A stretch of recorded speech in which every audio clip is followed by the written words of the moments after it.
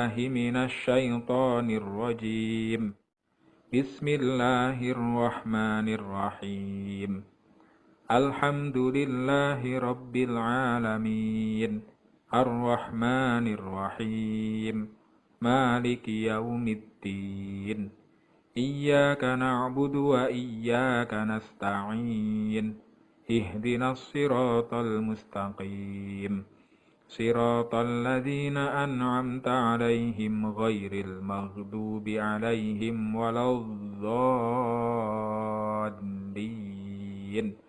رب اغفر لي ولوالدي وللمؤمنين آمين رب اشرح لي صدري ويسر لي أمري واحلل عقدة من لساني يفقه قولي ربي زدني علما وارزقني فهما آمين يا رب العالمين.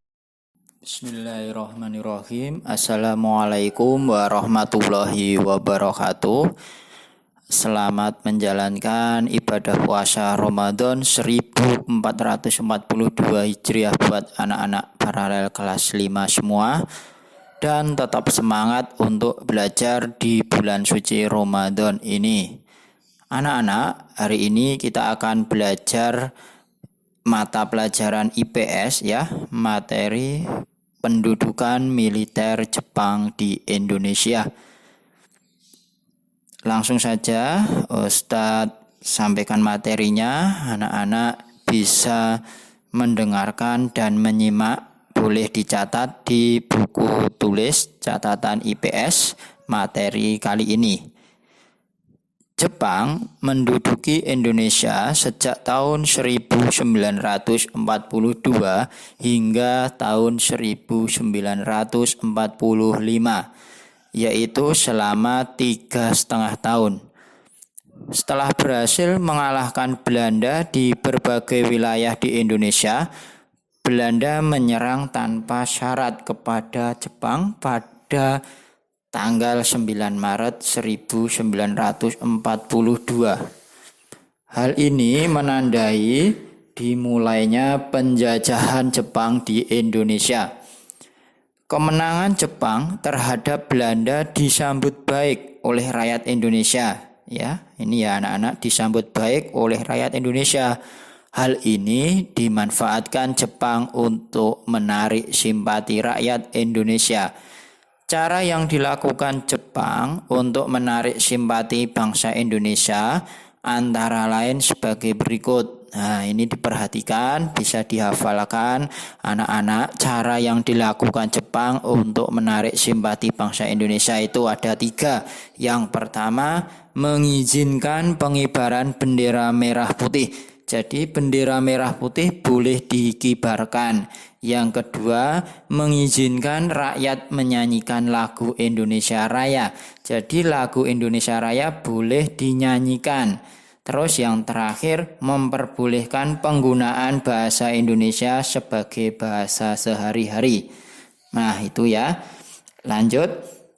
Tindakan Jepang tersebut dilakukan dengan beberapa alasan. Di antaranya agar dapat menguasai kekayaan alam Indonesia. Nah, karena kenapa anak-anak? Sumber daya alam di Indonesia kan melimpah. Jadi Jepang ingin menguasainya. Nah, kita sebaiknya harus menjaganya ya, anak-anak semuanya, sumber daya alam kita di Indonesia. Dan agar rakyat Indonesia dapat membantu Jepang dalam melawan sekutu. Tindakan Jepang dalam menjajah Indonesia ternyata lebih kejam. Wah, ini Jepang itu ternyata lebih kejam menjajah Indonesia daripada Belanda ya. Daripada Belanda ya, anak-anak. Ini ada contoh. Contohnya Jepang merampas seluruh hasil bumi Indonesia. Wah, hasil bumi di Indonesia ini dirampas oleh Jepang semuanya. Akibatnya apa? Akibatnya rakyat mengalami kelaparan dan banyak yang meninggal akibat tidak tersedianya obat untuk mengobati penyakit. Kasihan ya ini rakyat kita zaman dulu Rakyat pun berpakaian compang-camping atau memakai karung goni. Nah, itu.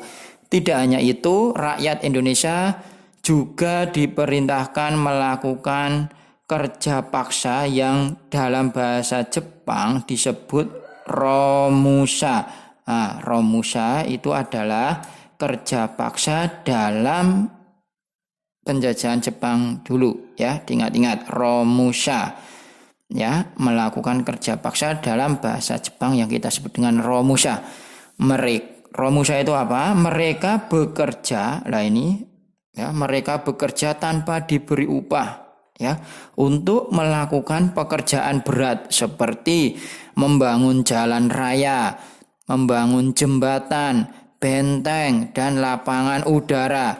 Mereka tidak hanya bekerja di Indonesia, tetapi juga dikirim ke luar negeri sebagai tenaga perkebunan. Lah ini contoh gambar gua Jepang di Bukit Tinggi, dibangun oleh pekerja paksa, Mas, Mbak, ya, sebagai tempat berlindung para tentara Jepang saat perang. Tuh, perhatikan gambarnya ya, gambar gua Jepang ini ada di Bukit Tinggi. Nah, siapa tahu anak-anak sudah pernah ke sana, ya, melihat gua Jepang di Bukit Tinggi. Jepang mendirikan beberapa organisasi di Indonesia untuk mencapai tujuannya. Organisasi tersebut dibentuk untuk menarik simpati rakyat Indonesia maupun untuk mempersiapkan diri terhadap serangan sekutu. Organisasi tersebut dipimpin dan beranggotakan rakyat Indonesia.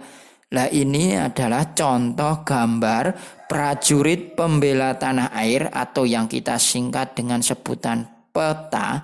Peta ya, sedang berlatih perang. Tuh. Selanjutnya ya, dengarkan, ini ada berikut beberapa organisasi yang dibentuk oleh Jepang selama menjajah Indonesia. Yang pertama, nomor 1, nama organisasinya adalah Gerakan 3A. Pemimpinnya adalah Samsudin. Nah, ini penjelasannya Gerakan 3A ini yang dipimpin oleh Samsudin. Pertama, semboyan Gerakan 3A adalah Jepang Pemimpin Asia, Jepang Pelindung Asia, dan Jepang Cahaya Asia. Tujuannya adalah menarik simpati rakyat Indonesia. Dibubarkan karena kurang mendapat tanggapan dari masyarakat.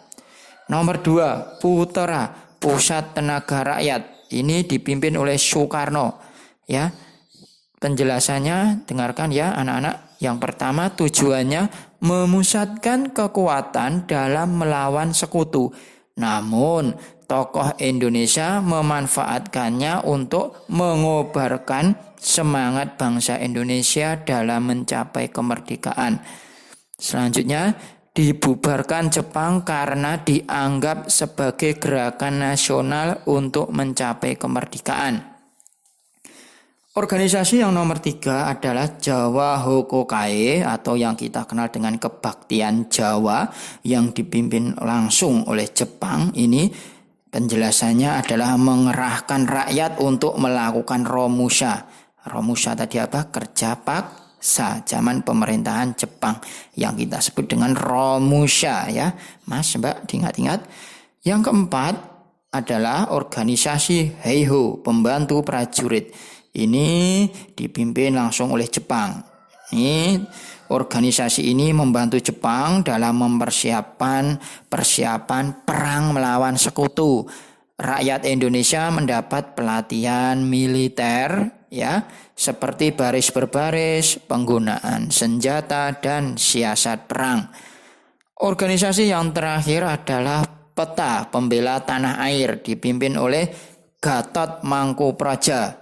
Nah, ini organisasi ini membantu Jepang dalam perang melawan sekutu dan memberi bekal bagi rakyat yang kelak akan menjadi tentara Indonesia. Nah, itu anak-anak semuanya 5 organisasi yang dibentuk oleh Jepang selama menjajah Indonesia. Minta tolong dihafalkan ya, karena IPS ini anak-anak harus sering membaca supaya hafal. Nah, Nah, gitu ya. Sekian dulu video pembelajaran IPS materi pendudukan militer Jepang di Indonesia. Semoga bermanfaat untuk anak-anak semua. Jangan lupa selalu belajar yang rajin. Terima kasih. Wassalamualaikum warahmatullahi wabarakatuh.